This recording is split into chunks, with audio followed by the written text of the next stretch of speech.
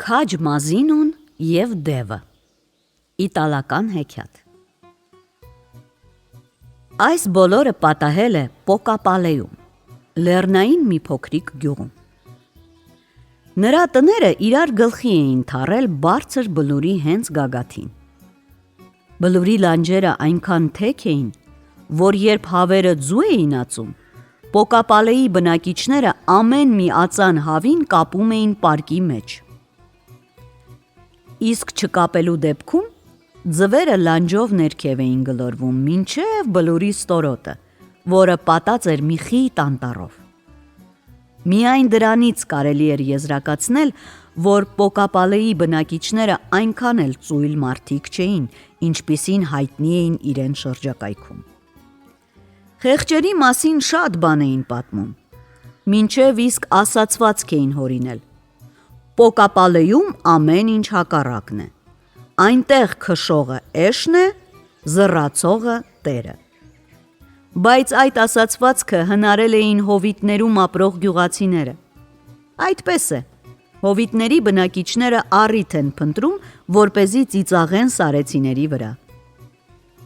Իսկ պոկապիլցիների վրա ավելի հաճույքով էին ծիծաղում։ Ինչու՞, կհարցնեք դուք։ Միայն նրա համար, որ դրանք հարմարվող մարդիկ էին և ոչ ոքի չէին հակառակվում։ Պատասխանում էին նրանք ծիծաղողներին, ժամանակ տվեք, մեր Մազինոն կվերադառնա, այն ժամանակ կտեսնեք, թե ով է ավելի բարձր զռում, մենք, թե դուք։ Պոկապալցիները գիտեն, թե ով է Մազինոն, իսկ դուք չգիտեք։ Դե իմացեք, Մազինոն ամբողջ գյուղի սիրելին էր։ Չմտածեք, թե նա ինչ-որ հսկա էր, բոլորովին էլ ոչ։ Մազինոն ծնված ժամանակ շատ վտիտ, նիհար ու շատ փոքրիկ տղա էր։ Մայրը մտահոգվեց, թե երեխան կփոշմանի, որ լույս աշխարհ է եկել, դրա համար էլ որոշեց նրան լողացնել տաք գինու մեջ։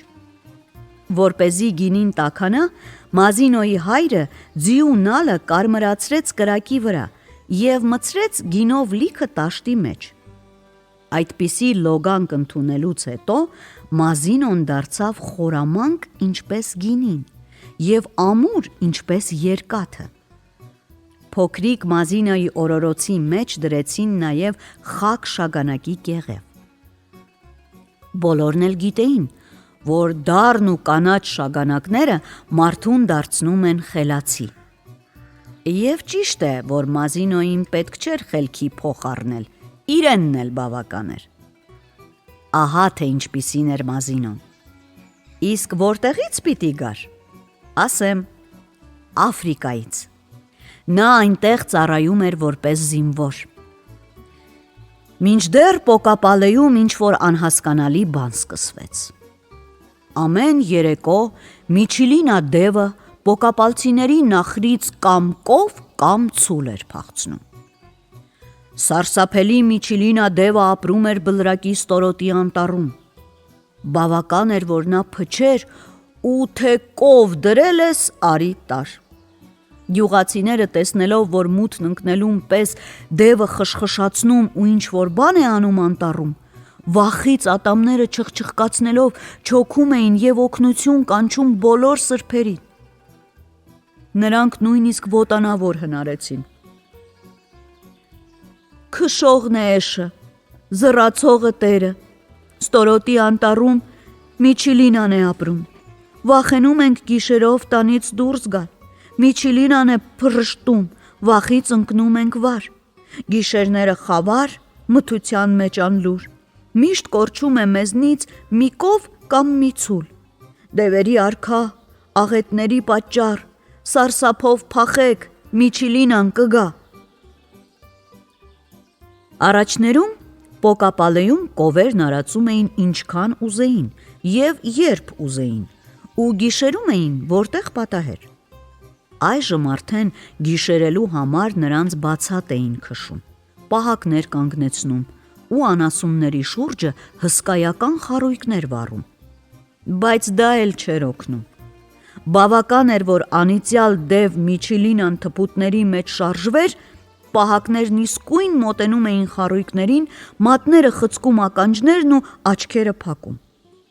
Հենց որ լույսը մի քիչ բացվում էր, տեսնում էին, որ դարձյալ նախրից պակասում էր 1, իսկ երբեմն էլ 2 կով։ Այդ ժամանակ պահակները սկսում էին բարձրաձայն լաց լինելով ողբալ, բռունցքները թափահարել և դևի հասցեին անեծքներ կարդալ։ Չկարծեք, թե կովերին չէին փնտրում։ Պոկապալեի գյուղացիները նույնիսկ շուրջկալներ էին սարքում, միայն թե հասկանալի է, ցերեկով։ Բայց ոչ մի անգամ նրանք ոչ միայն կով, այլ նույնիսկ Միչիլինային չտեսան։ Լույսը բացվելուն պես Միչիլինան անհետանում էր, իր ետևից թաց հողի վրա թողնելով հսկայական երկարաճիտ կոշիկների հետքերը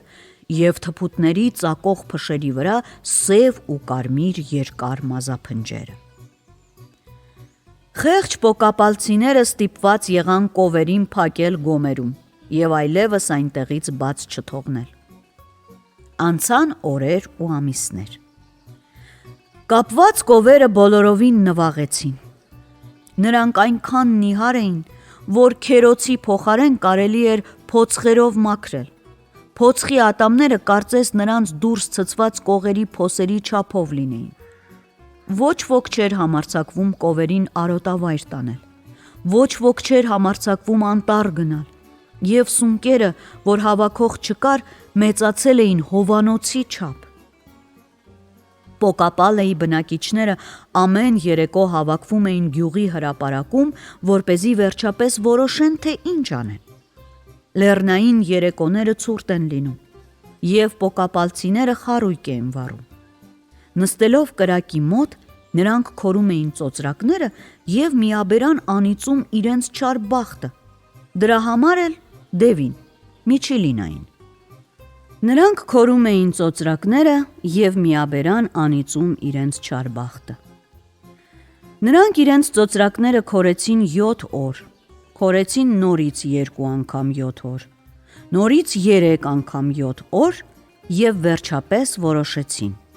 որոշեցին կոմսից պաշտպանություն խնդրել։ Կոմսը ապրում էր հարևան բլրի վրա գտնվող կլոր դղյակում։ Դղյակը շրջապատված էր քարե բարձր պարիսպով, իսկ պարիսպների վրա իրար կողք կողքի խիտ շարքերով շարված էին մեխեր և կոտրատված ապակիներ։ Ահա մի գեղեցիկ առավոտ պոկապալցիները եկան դղյակի դարպասների մոտ։ Նրանք սկզբից հանեցին իրենց կլոր և պատառոտված գլխարկները և հետո միայն համարձակվեցին թակել դարպասը։ Դռները բացեցին և պոկապալցիները հայտնվեցին դղյակի բակում։ Նրանք կոմսին ծառայող բազմաթիվ վարձու զինվորներ տեսան։ Զինվորները նստել էին գետնին և իրենց փարթամ ու շեկ բեղերին ձիթապտղի յուղ էին քսում։ Իսկ բակի կենտրոնում, թավշե թիկնոցի վրա, բազմել էր ինքը կոմսը։ 4 զինվոր, երիտասարդ կաղնու պես հզոր, 4 սանրերով խնամքով սանրում էին կոմսի երկար, շատ երկար մորուքը։ Նրանք սանրում էին մորուքի արմատից մինչև ծայրը, հետո նորից արմատից մինչև վերև։ Պոկապալցիներից ավագը երկար ժամանակ կուչուձիկ անելուց հետո վերջապես համարձակություն ստացավ և խոսեց. «Մենք եկել ենք, որ ձերդ պայծառափայլությունից օգնություն խնդրենք»։ Կոմսը ծպտուն չհանեց։ «Անիծված Միչիլինա դևը, շարունակեց ծերուկը, մեր հոգին հանել է»։ Կոմսը նորից ծպտուն չհանեց։ «Մենք ուզում ենք, ավելացրեց ծերուկը, ձերդ պայծառափայլություն, խնդրում ենք ձեր մեծ ողորմածությունը, հրամայեք ձեր զինվորներին, որ բռնեն Միչիլինա դևին, որպեսզի մենք կարողանանք հանգիստ արածացնել մեր կովերին»։ Վերջապես կոմսը բացեց բերանը։ «Եթե ես զինվորներին անտառ ուղարկեմ, ապա ստիպված կլինեմ ուղարկել նաև կապիտանին։ Գյուղացիները ուրախ ժպտացին։ Բայց եթե ես կապիտանին ուղարկեմ, ասաց Կոմսը, երեկոները ես ում հետ պիտի լոտո խաղամ։ Գյուղացիները չոքեցին։ Ողորմացեք, սինյոր Կոմս, մեզ օգնեք։ Զինվորները հորանջում էին, բերանները լայն բացելով ու շեկ բեղերին ձիթապտղի յուղ քսելով։ Կոմսն ասաց. Ես Կոմս եմ և 3 հոգի արժեմ։ Դրա համար էլ ձեզ ասում եմ. ոչ, ոչ և ոչ։ Բացի դրանից ես ոչ մի անգամ չեմ տեսել ձեր Միչիլինա դևին։ Նշանակում է ոչ մի դև էլ չկա։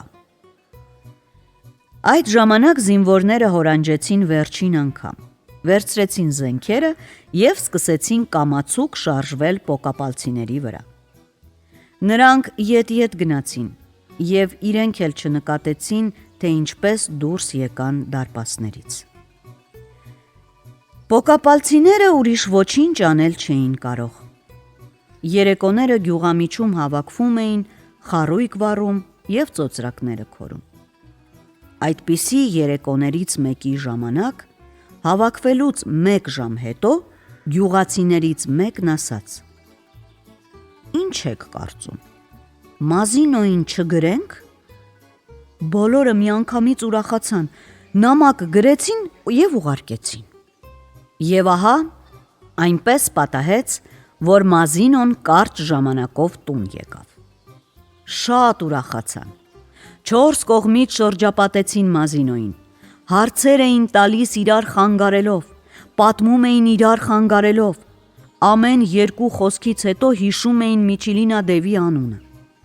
Մազինոն բոլորին լսեց, ապա սկսեց ինքը խոսել։ Աֆրիկայում ես մարդակերներ եմ տեսել, որոնք սնվում են մորեխով, որովհետև մարդիկ չէին համաձայնվում, որ իրենց ուտեն։ Ծովում ես մի ձուկ տեսա,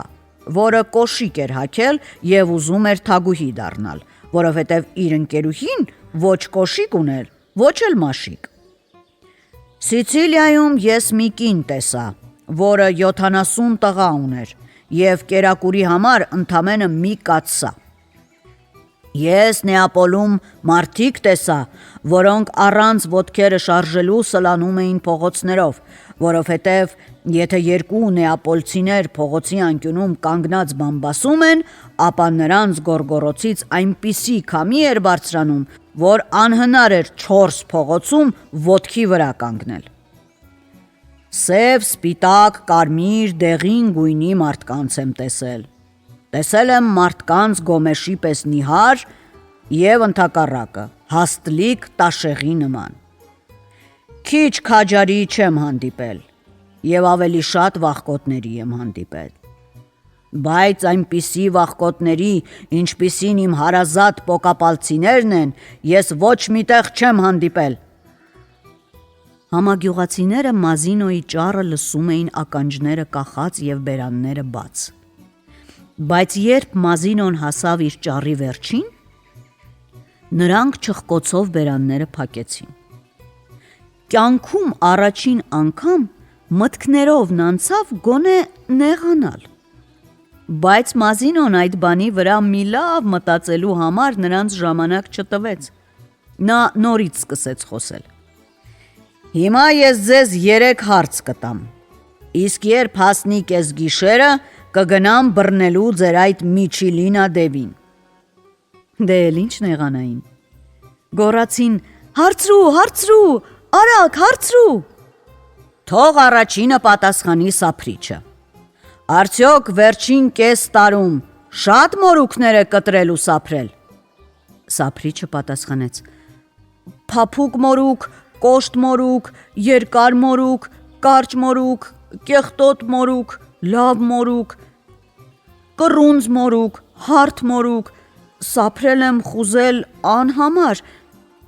այդ է արհեստիս հարմար։ Ահա,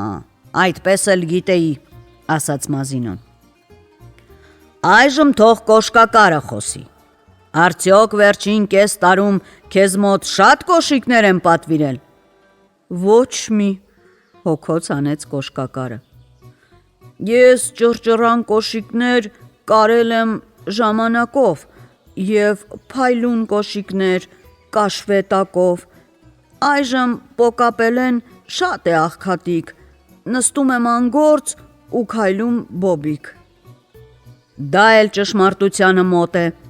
ասաց Մազինոն։ Իմ երրորդ հարցին թող պատասխանի ճոպանագործը։ Վերջին կես տարում դու շատ պարաններ ես վաճառել։ Ճոպանագործը պատասխանեց. Ամուր պարաններ, պարաններ ոլորած, պարաններ կռունց, պարաններ սանրած, թոկեր դյութաթել ու ճոպան, երիզահանգույց, թելեր, լարան, եկան տարան ու տարան։ Հիմա ամեն ինչ հասկացա, ասաց Մազինոն։ Ճանապարհից շատ եմ հոգնել, մի քանի ժամ քնեմ, ինձ արթնացրեք ուղիղ կեսգիշերին, որ գնամ դևի ետևից։ Մազինոն պառկեց խարույկի մոտ, աչքերին քաշեց զինվորական սաղավարտը և սկսեց խռացնել։ Մինչև կեսգիշեր պոկապալցիները նստեցին անշարժ։ Մինչև իսկ վախենում էին խոր շունչ քաշել, դե որպեսզի չարթնացնեն զինվորին։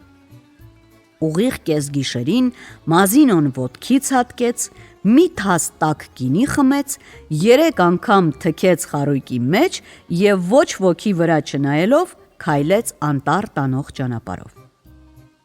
Համագյուղացիները սպասեցին։ Խարույկի միջի ծղոնները կամաց ածուխ դարձան։ Հետո բոլոր ածուխները մոխիր դարձան։ Հետո մոխիրը սկսեց սև-սևանալ։ Հենց այդ ժամանակ էլ Մազինոն վերադարձավ։ Նա իր ետևից քարշ էր տալիս, ինչ եք կարծում, ում։ Իրեն, Կոմսին։ Մազինոն քաշում էր նրա սև երկար մորուքից բռնած, իսկ Կոմսը խնդրում էր, աղաղակում, դեմ ընկնում, աքացի տալիս։ Ահա ձեզ ձեր դևը, ասաց Մազինոն և հավաքվածներին նայելով մտահոգ հարցրեց. Իսկ որտեղ եք դրել տաք գինին։ Չնայած հանգած խարույկից դեռևս տաքություն էր գալիս, Կոմսը կծկվել էր գնդիկի պես, կարծես աշնան սառնամանիքի բերանը ընկած ճանճ լիներ։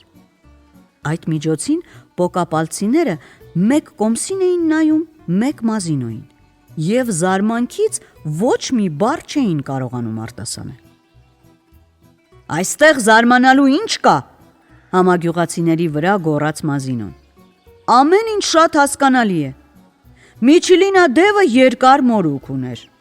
իսկ սափրիչն ասաց, որ դուք բոլորդ միշտ սափրվում եք։ Նշանակում է,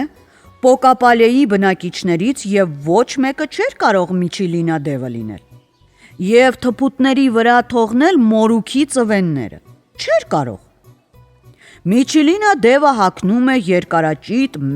մեծ կոշիկներ, իսկ կոշկակարը ասաց, որ պոկապալցիները մոռացել են, թե ինչ բան է ոտքին կոշիկ հագնելը։ Նշանակում է, ձեզնից ոչ ոք չէր կարող Միչիլինա դևը լինել և թաց գետնի վրա թողնել մեխված տակերով մեծ չափի սապոգների հետքեր։ Իսկ եթե Միչիլինա դևը իսկապես դև լիներ, ապա նրա ինչին էր պետք այնքան պարաններ գնելը։ Կեղտոտ հոգուն երբեք էլ պետք չէր, որ գողացված անասունին կապոտեր պարաններով։ Ախր որտեղ կորավ է տաք գինին է։ Այդ ժամանակա ընթացքում Կոմսը աշխատում էր թաքնվել իր սեփական մորուքի տակ, որովհետև թաքնվելու ուրիշ հարմար տեղ չկար։ Մազինոն հարցրեց. սրան ինչ անենք։ Պոկապալցիները, որոնք մինչ այդ լուռ էին, բոլորը սկսեցին միանգամից գոռգոռալ. Պետք է դրան խեղդել իր սեփական մորուքով, որպես խրտվիլակ դնենք բանջարանոցի մեջ, 6 շան ու 6 կատվի հետ գցենք պարկի մեջ։ Չեղավ, ասաց Մազինոն, այդ բոլորից ոչինչ չի ստացվի։ Ամենից առաջ թող վերադարձնի իր գողացած բոլոր կովերն ու ցուլերը։ Թող մաքրի այն բոլոր գոմերը, որտեղ իր պատճառով կապված են պոկապալցիների անասունները։ Եվ վերջապես, թող նախիրը արածեցնի այնքան ժամանակ, մինչև բոլոր կովերի կողերը լցվեն մսով ու ճարպով։ Այդպես էլ արեցին։ Իսկ Մազինուն իր համագյուղացիների գործերը կարգի բերելուց հետո նորից գնաց ծառայելու որպես զինվոր։